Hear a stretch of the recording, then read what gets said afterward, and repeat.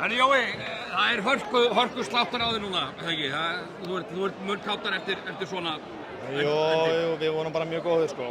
Og já, bara í gegnum allan leikinn. Það kom aðeins í seinni þar sem við fórum í smá panik og hefðum getað gert betur, sérstaklega sóknarlega, en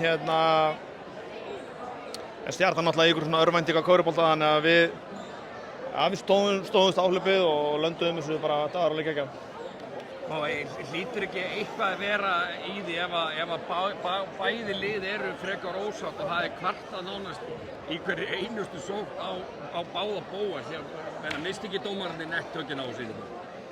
Já, skilur, já og nei, ég meina, svona er leikur Stjörnunnar, þeir íta leiknum bara á það, skilur eins langt og þeir geta og línunni bara eins langt og þeir geta og mér fannst þeir bara gera vel í að mæta þeim og auðvitað er þetta, ef maður er ósáttur við eitthvað og sáttur við annað, það er bara eins og gengur gerist.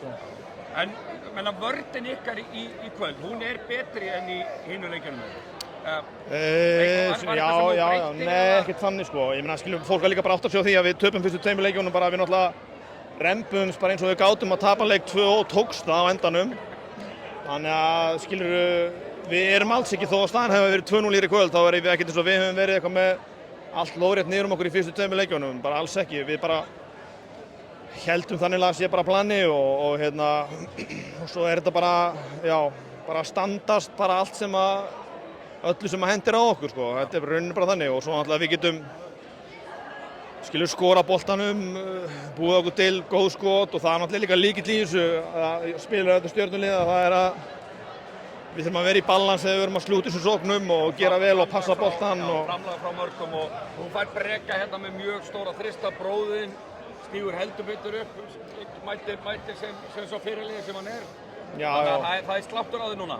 Já, algjörlega, en við ætlum alltaf að vera að passa okkur að fara ekki of hátt og hann að... En hvað þurfið það að gera til þess að komast hingað í 8 leik? Það er bara svona að blanda því að þessu góða bara. Við erum með fullt af jákvæðum og góðum hlutum í því sem við erum að gera, þannig að við þurfum bara að einbeita okkur að því og reyna bara að fínbúsa það sem hægt er að fínbúsa og svo bara vera klárir á held ég föstudaginn. Frábært, til lukku með þetta. Takk.